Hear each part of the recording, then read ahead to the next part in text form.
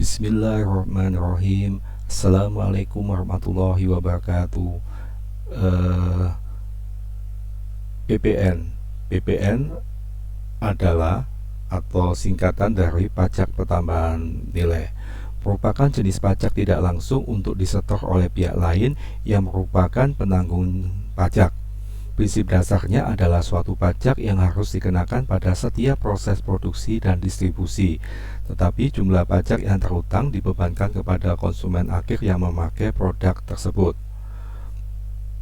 Jenis-jenis pajak berdasarkan faktor yang menentukan timbulnya kewajiban adalah pajak objektif, pajak subjektif.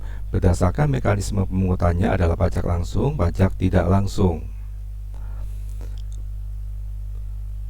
Legal karakter PPN.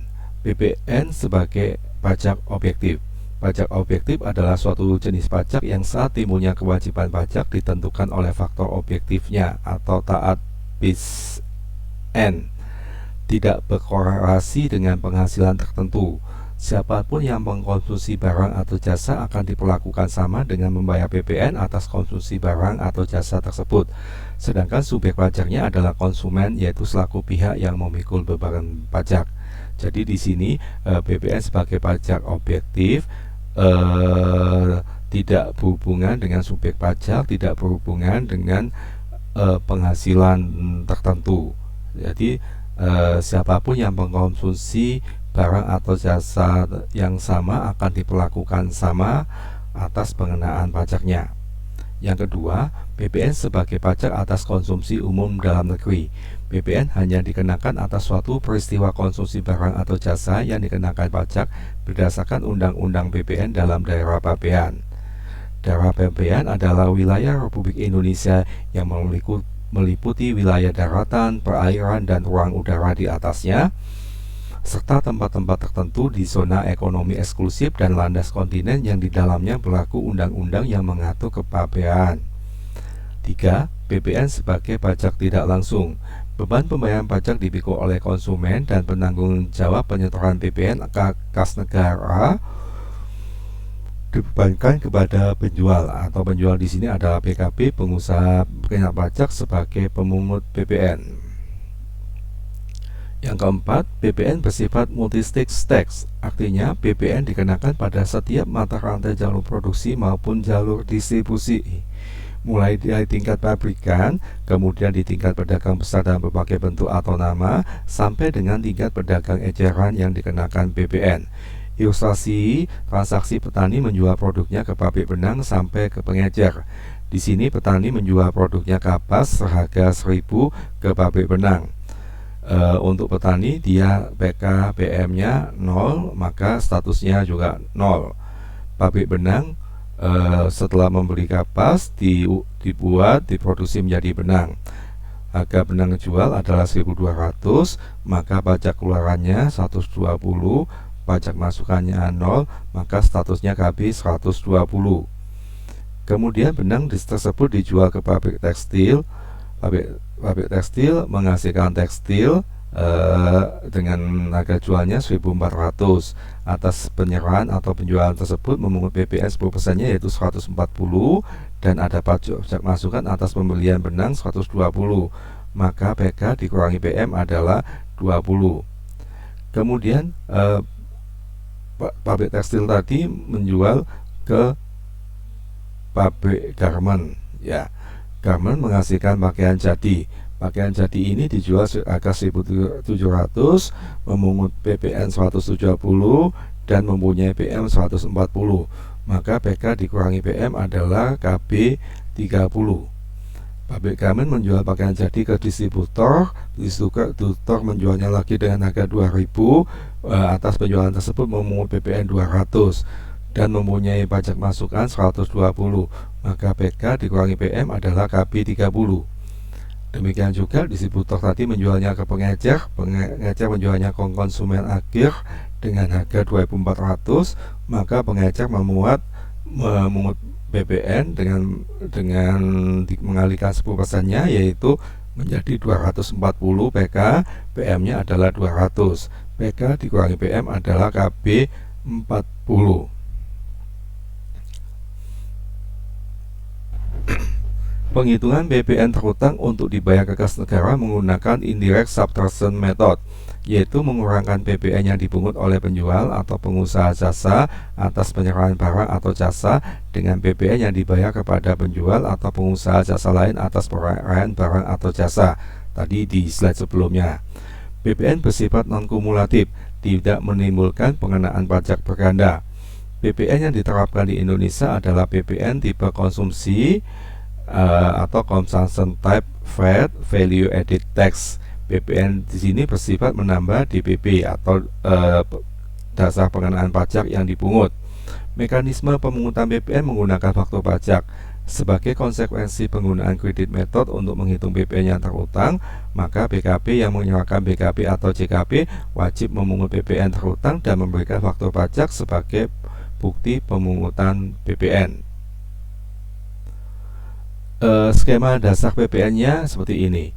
PTA adalah jasa pembersihan AC BKP, memberikan jasa ke PTB untuk servis maintenance AC senilai 1 juta. Atas jasa tersebut, PTA membuat tagihan dengan DPP 1 juta, invoice-nya 1 juta, kemudian juga memungut PPN 10% 100.000, maka jumlah tagihannya 1.100.000.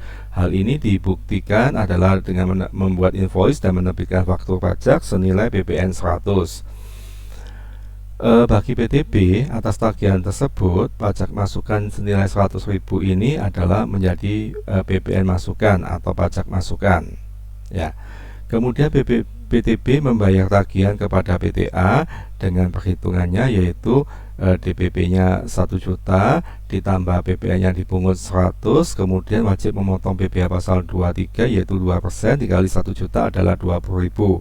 Maka PTB membayarkannya kepada PTA. Ya.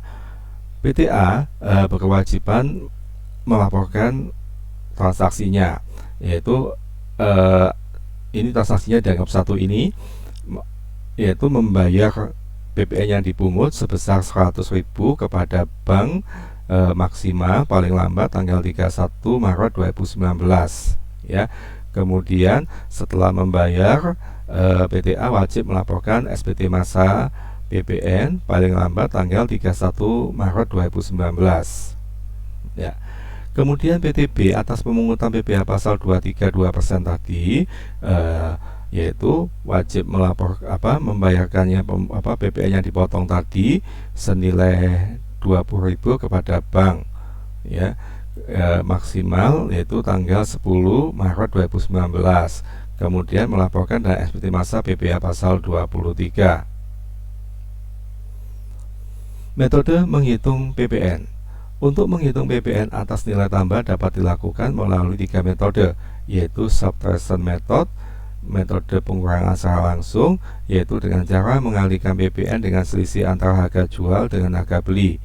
Kemudian indirect subtraction method, metode pengurangan secara tidak langsung, yaitu dengan cara mengurangkan PPN yang dipungut oleh penjual atau pengusaha jasa atas penyerahan barang atau jasa dengan PPN yang dibayar kepada penjual atau pengusaha jasa lain atas penyerahan barang atau jasa.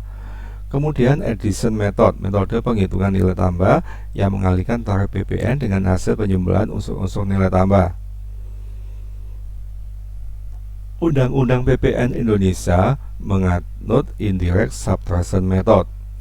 Untuk mendeteksi atau menguji kebenaran jumlah pajak yang terutang atas perolehan dan jumlah pajak yang terutang atas penyerahan tersebut diperlukan suatu dokumen pendukung. Dokumen ini dinamakan tax invoice atau faktur pajak. Oleh sebab itu, metode ini dinamakan invoice method. Oleh karena itu, faktur pajak merupakan persyaratan mutlak dalam indirect subtraction method.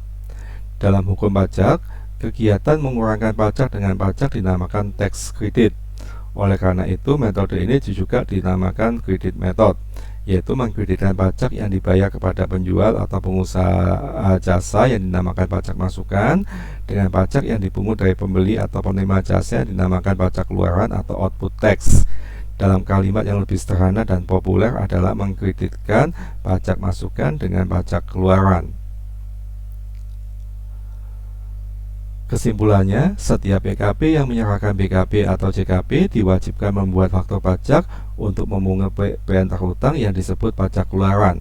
Pada saat PKP tersebut membeli BKP atau menerima JKP dari BKP lain, BKP tersebut juga akan membayar PPN yang terhutang yang disebut pajak masukan. Pada akhir masa pajak, PM yang dapat dikreditkan dengan PK. Jika PK lebih besar, maka kekurangannya kurang bayar tersebut dibayar ke kas negara paling lambat akhir bulan berikutnya. Jika PM-nya yang lebih besar dari PK, maka jumlah kelebihannya tersebut dapat dimintakan kembali atau restitusi atau dikompensasikan dengan utang pajak masa pajak berikutnya. Setiap PKP wajib menyampaikan SPT masa PPN sebagai sarana pelaporan dan penghitungan dan pembayaran PPN yang terutang kepada KPP, di mana KPP tersebut terdaftar selambat-lambatnya akhir bulan berikutnya setelah akhir masa pajak.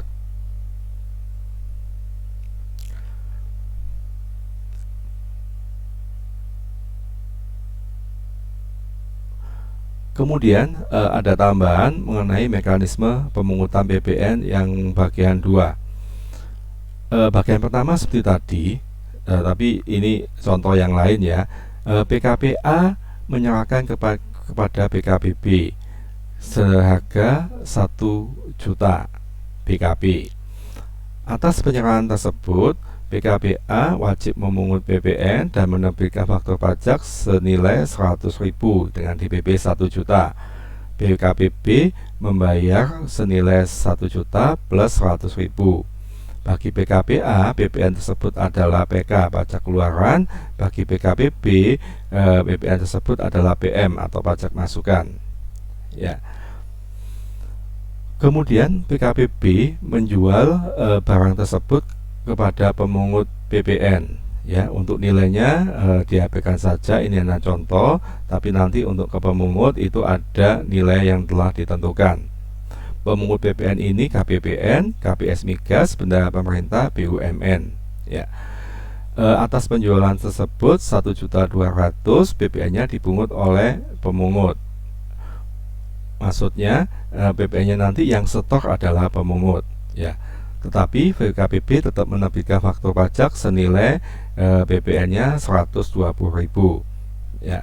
Pemungut akan membayar dengan harga jualnya saja 1.200, 1.200.000 tanpa membayar PPN.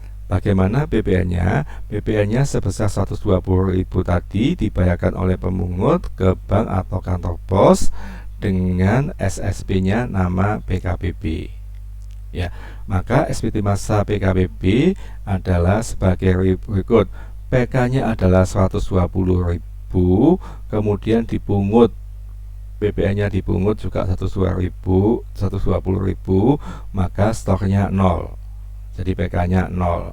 Kemudian PM-nya adalah 100 tadi atas pembelian dari PKPA, maka satu SPT-nya adalah PK 0 dikurangi PM 100.000 adalah LP 100.000, di mana PM lebih besar daripada PK. Ya, cukup jelas ya. Jadi ini transaksi kepada pemungut PPN. Kemudian pengusaha kecil. Tadi kita bilang PKP itu pengusaha banyak pajak. Di sini kita pengusaha kecil.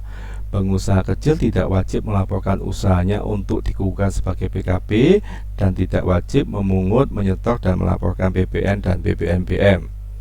Pengusaha kecil dapat memilih untuk dikukuhkan sebagai PKP.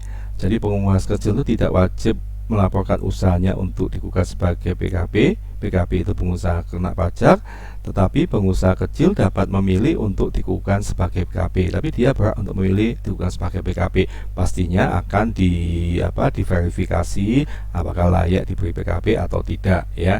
Tidak semuanya dikabulkan. Kemudian pengusaha kecil wajib melaporkan usahanya untuk dikukuhkan sebagai PKP apabila dalam suatu bulan dalam tahun buku jumlah peredaran bruto atau penerimaan brutonya, maksudnya omsetnya itu melebihi 4,8 M. Jadi bukan 4,8 M tapi melebihi 4,8 M. Kewajiban melaporkan usaha untuk digunakan sebagai PKP dilakukan paling lama akhir bulan berikutnya setelah bulan saat jumlah omsetnya melebihi 4,8 M. Jadi saat omsetnya melebihi 0,8 M, bulan depannya dia wajib mengajukan untuk digunakan sebagai PKP. Contoh ilustrasinya sebagai berikut.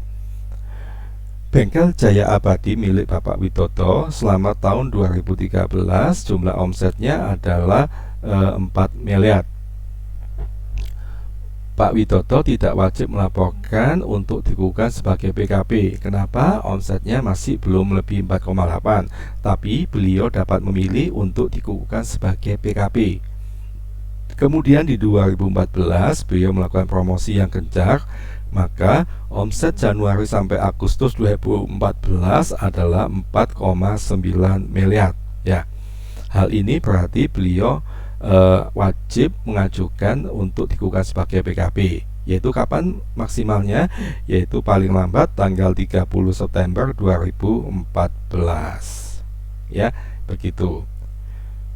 Atas kewajiban sebagai PKP tadi, Pak Widodo setelah digunakan sebagai PKP wajib memungut pajak yang terutang pada setiap transaksi penyerahannya, baik penyerahan barang maupun jasa. Tadi kan bisnisnya ada bengkel, baik penjualan spare part, oli maupun jasa servisnya. Kemudian menyetorkan pajak yang terutang, maksudnya dia wajib mencatat berapa penjualannya, kemudian PPN yang dipungut, pajak keluarannya, kemudian berapa pembeliannya, pajak masukannya. Jadi PK dikurangi PM. Apabila PK lebih besar daripada PM, maka dia wajib menyetorkan kekurangannya itu ke kas negara, ya. Kemudian setelah bayar, wajib melaporkan pajak yang terutang dengan mengisi dan menyampaikan SPT masa PPN, ya. Kemudian kewajiban melaporkan usahanya untuk digunakan sebagai PKP adalah tadi paling lambat sebelum melakukan penyerahan PKP atau JKP, atau pengusaha yang sampai dengan suatu bulan dalam 1 tahun buku melebihi 4,8, maka paling lambat melaporkannya akhir bulan berikutnya. Ya, jika tidak lapor usahanya untuk DKP, maka didenda 2% sebulan. Didenda 2% kali DPP. Begitu. Baik, saya rasa cukup ya untuk karakteristik PPN. Terima kasih. Wassalamualaikum warahmatullahi wabarakatuh.